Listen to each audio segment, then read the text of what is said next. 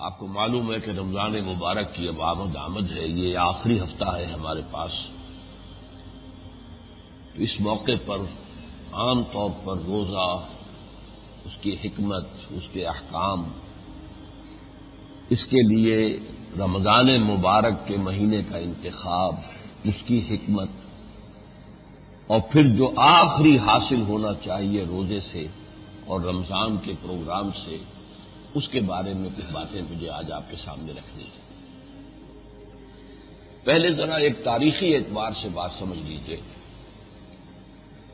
اسلام کی جو عبادات ہیں، نماز، یہ بھی عرب میں پہلے سے لفظ بھی موجود تھا، وہ نماز بھی پڑھتے تھے. یہ دوسری بات ہے، جو بھی تالیاں بجاتے تھے، سیٹیاں بجاتے تھے، لیکن نماز کے نام سے ایک عبادت ان کے ہاں تھی، جسے حضور کے زمانے میں آ کر یہ شکل دی گئی جس سے کہ آج ہم نماز ادا کر رہے ہیں.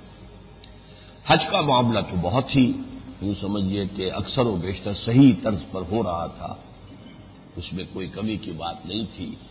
بس انہوں نے یہ کیا تھا کہ ہم چونکہ کعبے کے متولی ہیں تو ہم حرم کے حدود سے باہر نہیں جا سکتے، تو عرفات میں نہیں جاتے تھے. عرفات میں باقی لوگ جاتے تھے، وہ منا ہی میں مقیم رہتے تھے. لیکن اس کی آنکھیں اسلام نے اصلاح کر دی. باقی قربانیاں وہ دیتے تھے، طواف وہ کرتے تھے، باقی اس میں انہوں نے مشرکانہ الفاظ استعمال کر لیے تھے. زکوٰۃ، صدقات، خیرات، اس کا تصور بھی موجود تھا، بلکہ ایک دوسرے سے اس میں مسابقت بھی کرتے تھے. اس نے اتنے غریبوں کو کھانا کھلایا ہے تو میں اس سے زیادہ کو کھلاؤں، یہ ان کے ہاں اس طرح سے مسابقت بھی. لیکن روزے کی کسی عبادت سے وہ سرے سے واقف نہیں تھے. لہذا ہمیں پورے مکی قرآن میں روزے کا کہیں لفظ نہیں ملتا، ذکر ہی نہیں ملتا مکی صورتوں میں سے کسی میں. البتہ لفظ صوم جو موجود تھا ان کے ہاں، جسے قرآن نے پک اپ کیا ہے پھر اور اس عبادت کے لیے اس کو عنوان بنایا ہے، یہ صوم ان کے ہاں مستعمل تھا. لیکن یہ صوم وہ گھوڑوں کو رکھواتے تھے. اس کا پس منظر کیا ہے کہ ان کے ہاں لڑائی بھڑائی، غارت گری، خانہ جنگی، یہ تو مسلسل ان کا ایک پیشہ سمجھیے کہ تھا. تو اس میں انہیں تیز رفتار سواری کی ضرورت تھی. کہیں پر حملہ کیا اور فوراً جیسے چھاپا مار دستہ ہوتا، باپ پیچھے بعد میں دوڑے. اب دوڑنے کے لیے تیز رفتار سواری چاہیے. ان کی عام سواری جو ہے اونٹ، وہ تو ان کے ماحول کے ساتھ مطابقت رکھتا تھا کہ ایک ایک ہفتے پانی پینے کو نہ ملے تب بھی اسے کوئی فکر نہیں، باد سموم چل رہی ہو تو بھی اسے کوئی فرق نہیں پڑتا، کھانے کو نہ ملے تو اس سے بھی اسے کوئی فرق نہیں پڑتا. لیکن تیز دوڑنے کے لیے انہیں گھوڑا چاہیے تھا. گھوڑا ایک نازک جانور ہے، اس کے اندر ایک تمکنت ہے، نزاکت ہے. تو اسے ان سختیوں کو پابند کرنے کے لیے، اس عادی بنانے کے لیے روزہ رکھا تھا. کھانا پینا بند، دانا پانی بند. اور پھر یہ بھی کرتے تھے کہ جب باد سموم چلتی تھی، گرم ہوا، تو عرب بدو جو ہے وہ اپنا چہرہ کو لپیٹ لیتے تھے کپڑے کے اندر، رومال کے اندر، غترا جسے وہ کہتے ہیں. لیکن گھوڑے کا منہ سیدھا رکھتے تھے جدھر سے کہ لو آ رہی ہے، جو آگ جیسی ہوا آ رہی ہے، تاکہ اس میں اس آگ کو برداشت کرنے کا مادہ پیدا ہو جائے. یہ لفظ صوم تھا. تو صوم کو وہ استعمال کرتے تھے گھوڑوں کے لیے. انسانوں کا کوئی روزہ رکھنا ان کے ہاں نہیں تھا. حضور جب مدینے تشریف لائے ہجرت کر کے، تو یہاں آپ نے دیکھا کہ یہودی یوم عاشورہ کا 10ویں محرم کا روزہ رکھتے ہیں. آپ نے پوچھا بھئی کیوں؟ انہوں نے کہا کہ ہمارے نبی حضرت موسیٰ علیہ السلام اور ان کے ساتھیوں کو نجات ہوئی تھی آل فرعون سے 10ویں محرم کو. فرعون اس کا لاؤ لشکر غرق کیا گیا اور ہمیں پار کر کے اور ہمیں آزاد کر دیا گیا، تو ہم اس دن کے شکرانے کے طور پر روزہ رکھتے ہیں. تو حضور نے فرمایا کہ موسیٰ کے تو ہم تم سے زیادہ حقدار ہیں، لہٰذا آپ نے اپنے ساتھیوں کو حکم دے دیا کہ تم بھی روزے رکھو. لیکن روزہ ایک نہیں، 2 رکھو، تاکہ یہودیوں سے تشخص بھی، علیحدگی بھی قائم ہو جائے. وہ صرف 10ویں کا روزہ رکھتے، تم 9ویں کا بھی رکھو. یہاں سے روزے کی ابتدا. اس کے بعد قرآن مجید میں جو پہلا حکم آیا وہ اصل میں 3 روزے تھے کہ جو ہر مہینے میں حضور نے لازم کر دیے تھے. یہ چونکہ تدریج قرآن مجید میں شریعت کے احکام میں تدریج آئی ہے، نماز میں تو الٹی تدریج آئی ہے، سختی پہلے شدید ترین تھی، رات کے 2/3 حصہ، آدھا حصہ، تہائی حصہ کھڑے رہو، اس کے بعد نرمی آنی شروع ہوئی۔ باقی سب چیزوں میں جو ہے وہ شروع میں نرمی، بعد میں رفتہ رفتہ سختی ہوئی۔ شراب پہلے صرف یہ کہا گیا کہ یہ اس میں فائدہ بھی ہے لیکن نقصان زیادہ ہے، اس کے اندر گناہ کا پہلو زیادہ ہے۔ پھر اگلا حکم آیا اگر تم شراب کے نشے میں ہو تو نماز کے قریب نہ جاؤ، بہت سے لوگوں نے اسی پر شراب چھوڑ دی۔ پھر سورہ مائدہ میں آخری حکم آ گیا۔ تو روزے سے چونکہ یہ لوگ واقف نہیں تھے، اس کے عادی نہیں تھے، اگر 1 مہینے کے روزے فوراً رکھوا دیے جاتے تو ان کے لیے بہت مشقت طرح بات ہو جاتی۔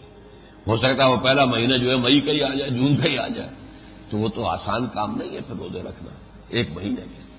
لہذا پہلے عادی بنانے کے لیے 3 دن ہر مہینے میں 13ویں، 14ویں، 15ویں تاریخ یہ جو ہے چاند کی، کیونکہ یہ 13ویں، 14ویں، 15ویں کی راتیں جو ہے روشن ہوتی ہیں تو انہیں ایام 20 کہتے ہیں، روشن راتوں والی دن، تو یہ 3 دن کے روزے رکھوائے۔ پہلا حکم قرآن میں اس کے بارے میں آیا ہے، جس کے بارے میں فرمایا یا ایھا الذین آمنوا کتب علیکم الصیام کما کتب علی الذین من قبلکم لعلکم تتقون۔ ابھی میں صرف اس آیت تک اپنی بات رکھوں گا، رمضان کا ذکر ابھی نہیں کر رہا، اس لیے کہ میرے نزدیک یہ حکم جو ہے وہ ان 3 روزوں کے بارے میں تھا کہ جو حضور نے فرمایا اور آپ کے حکم کے تحت صحابہ نے رکھے، اور اس میں 2 رعایتیں دی گئی۔ اگر کوئی سفر پر ہے یا بیمار ہے تو اور دنوں میں تعداد پوری کر لے، اور اگر اس کے باوجود کہ نہ وہ سفر میں نہ بیمار ہے پھر بھی نہ روزہ رکھے تو 1 مسکین کو کھانا کھلا دے۔ یہ بھی رعایت ہے، تدریجاً آدمی بنانا تھا نا، تو رعایت کر کے ڈھیل کے ساتھ بات آگے بڑھائی۔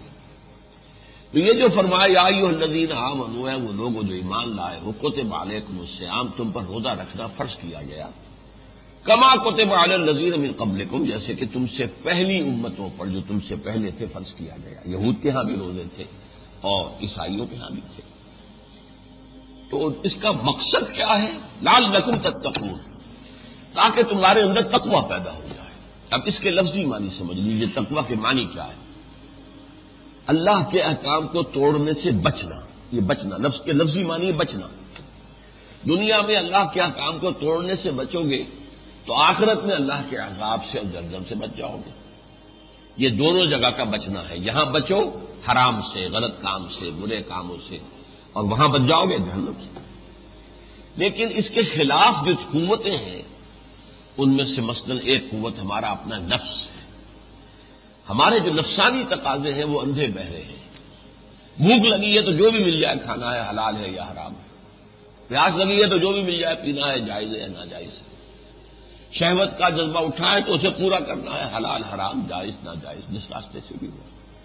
تو چونکہ انسان جو ہے وہ نفس کا غلام ہوتا ہے عام طور پر، تو ظاہر بات ہے کہ اب اس نفس کو قابو میں رکھنے کے لیے ایک ایکسرسائز دی گئی۔ یہ ایکسرسائز کا جو ملٹری میں ہے، آپ کو معلوم ہے کہ فوج جو ہے ہمارے ہاں اتنا بڑا خرچہ، وہ جو ہے ہمارے جو بجٹ کا سب سے بڑا برڈن ہے، وہ جنگ کتنے دن ہوئی ہے آج تک، لیکن ایکسرسائزز ہر وقت رہتی ہیں تاکہ جنگ کے لیے چاق اور چوبند رہے، کیا پتہ کب جنگ ہو جائے۔ تو اسی طرح یہ ایکسرسائز ہے کہ آپ 1 مہینہ یا جو 3 دن تھے شروع میں، صبح سے شام تک حلال چیز بھی نہیں کھائیں گے، حالانکہ آپ کو بھوک لگ رہی ہے، کھانا موجود نہیں کھائیں گے، اللہ کا حکم نہیں، روزہ رکھا ہوا ہے۔ پیاس لگ رہی ہے، پانی موجود نہیں پئیں گے، اللہ کا حکم نہیں، اللہ کی اجازت نہیں، روزہ رکھا ہوا ہے۔ آپ کو اندر جنسی جذبہ ابھرا ہے، بیوی موجود ہے یا قانونی جائز لوڈی موجود ہے، آپ کر سکتے ہیں لیکن نہیں، اجازت نہیں ہے۔ تو یہ مشق اگر آپ کریں گے تو آپ میں قوت پیدا ہو جائے گی، جس کو عام الفاظ میں ہم کہیں گے ضبط نفس۔ آپ اپنے نفس کو کنٹرول میں کر سکیں گے۔ اس نفس کا اور ہمارا معاملہ ایسا ہی ہے جیسے ایک گھوڑا اور ایک اس پر سوار۔ گھوڑا طاقتور زیادہ ہے، سوار کمزور ہے تو وہ گھوڑا پٹک دے گا، یہاں مارے گا یا وہاں گرائے گا۔ لیکن اگر طاقتور ہے جو ہے سوار، اس کی رانوں میں جان ہے، اس نے کسا ہوا ہے گھوڑے کو اپنی رانوں کے درمیان، تو پھر وہ گھوڑا جو ہے وہ سوار کے اشارے پر مڑے گا، جائے گا، لے جائے گا۔ تو نفس اگر منہ زور ہے تو وہ آپ کو کسی بھی گناہ میں کسی وقت جو ہے وہ ملوث کر دے گا۔ تو نفس کو قابو میں رکھنے کے لیے یہ ذرا دو لفظ سمجھ لیجئے، انگریزی میں دو لفظ آتے ہیں، سیلف کنٹرول اور سیلف اینیہیلیشن۔ سیلف کنٹرول ہے ضبط نفس، اور سیلف اینیہیلیشن ہے نفس کشی، نفس کو کچل دینا۔ یہ اسلام نہیں ہے۔ اسلام چاہتا ہے کہ نفس کا بھی حق ہے۔ اللہ نے تمہارے اندر بھوک رکھی ہے تو بھوک کو تم جائز طریقے سے پورا کرو، جنسی تقاضا جائز ذریعے سے پورا کرو، ضبط نفس ہو، نفس کشی نہیں، سیلف اینیہیلیشن۔ یہ رہبانیت ہے، اس پر انشاءاللہ پرسوں درس ہوگا پورا۔ یہ رہبانیت کی جو ابتداء کی ہے، بدعت ایجاد کی ہے، یہ حضرت عیسیٰ علیہ السلام کے پیروکاروں نے کی ہے۔ وَرَهْبَانِيَّةً ابْتَدَعُوهَا۔ اسلام میں کوئی رہبانیت، نفس کو کچلنا نہیں ہے۔ ان لنفسک علیک حقا، نفس کا بھی تم پر حق ہے، لیکن جائز طریقے سے پورا کرو۔ تو تمہارا کنٹرول نفس پر ہونا چاہیے، نفس کو کچلنا نہیں ہے۔ نفس تو گھوڑا ہے، گھوڑا تمہیں لے کر جائے گا، گھوڑے پہ چڑھ کر تم جہاد کرو گے۔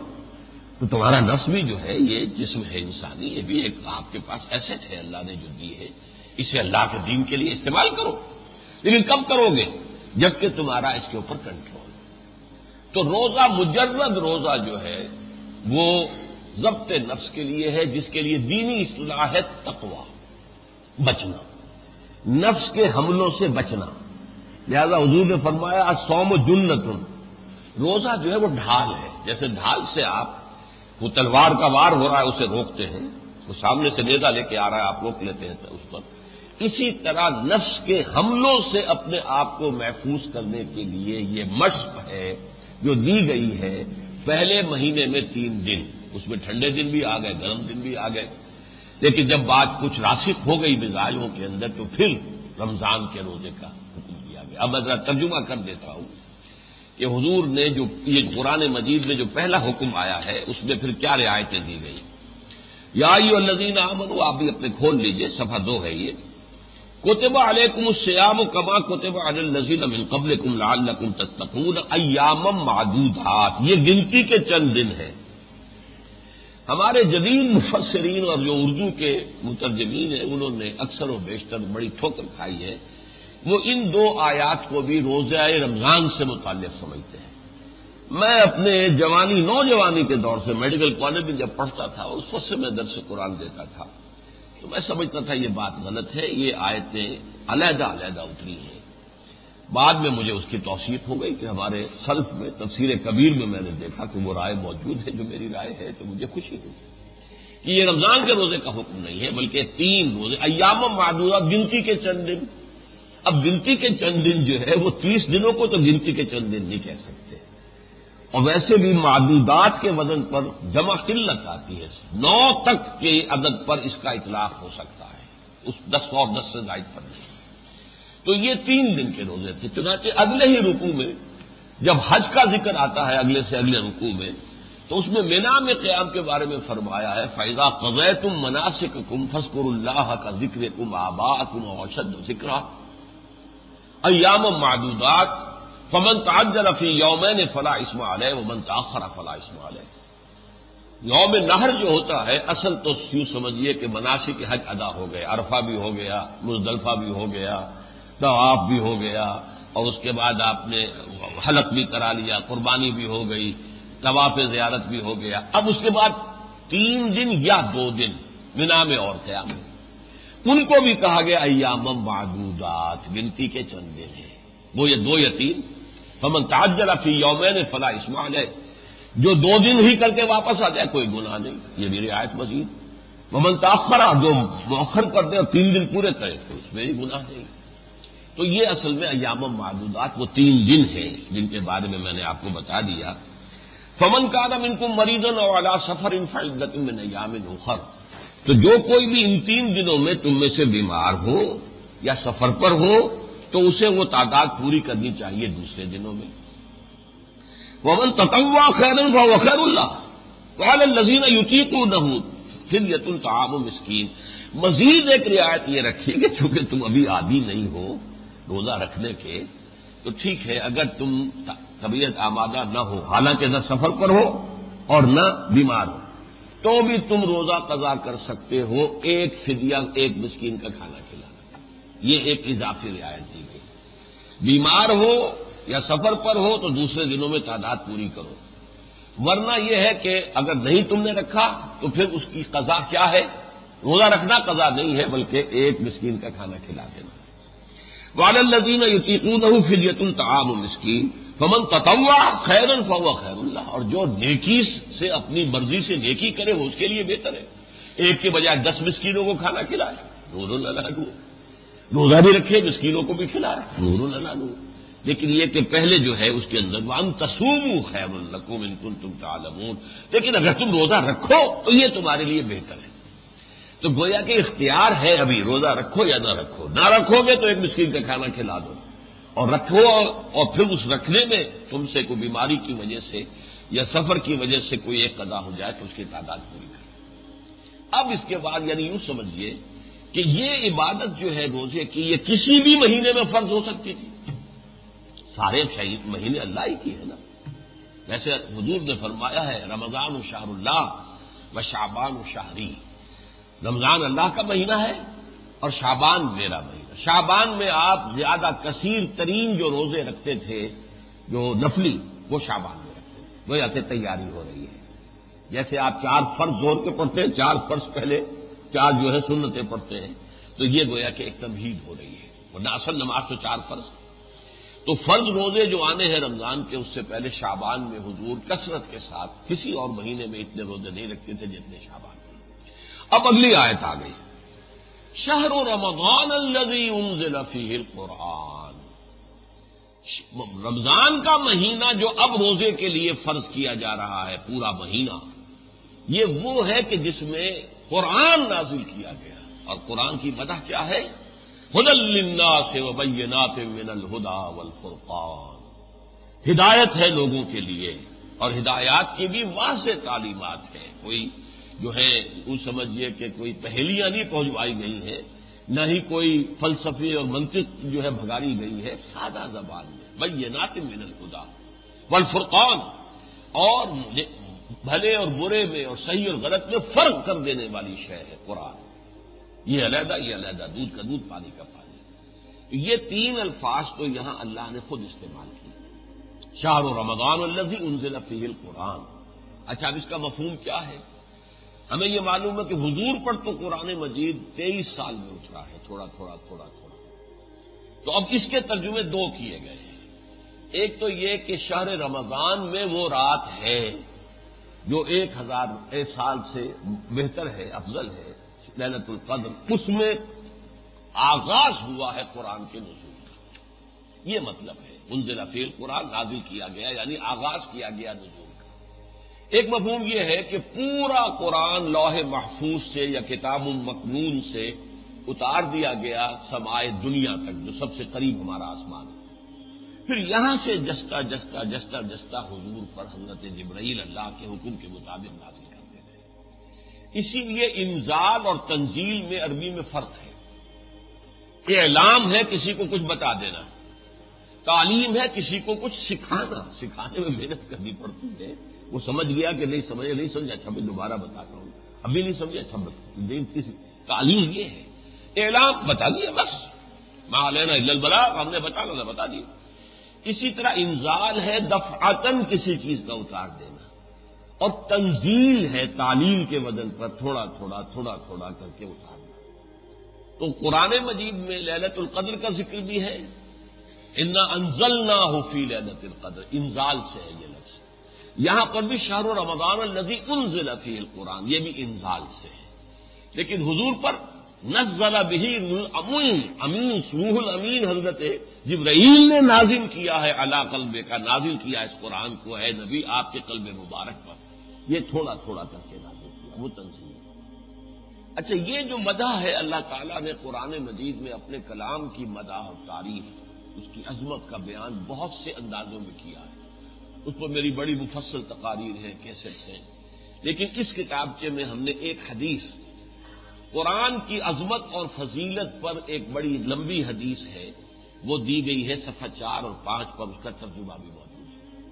یہ ہماری طرف سے ہدیہ سمجھیے. یہ جا کر آپ اپنے گھر میں ان چیزوں کو پڑھیں کہ قرآن مجید کی عظمت حضور نے کیا بیان کی ہے. فی الحال اسی پر اتفاق کرنی ہوگی کہ شہر رمضان الذی انزل فیہ القرآن ھدی للناس وبینات من الہدی والفرقان فمن شہد منکم الشہر فلیصم، جو کوئی بھی تم میں سے پائے اس مہینے کو اس پر لازم ہے کہ روزہ رکھے۔ اب اختیار نہیں رہا، یہ نہیں رہا کہ نہ رکھو تو ایک مسکین کو کھانا کھلا دو۔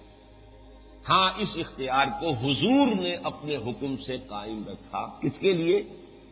وہ بہت بوڑھا مرد ہے، عورت ہے، فاقہ اس سے برداشت نہیں ہو سکتا، جان جانے کا اندیشہ ہے، وہ ایک مسکین کو کھانا کھلا رہے ہیں۔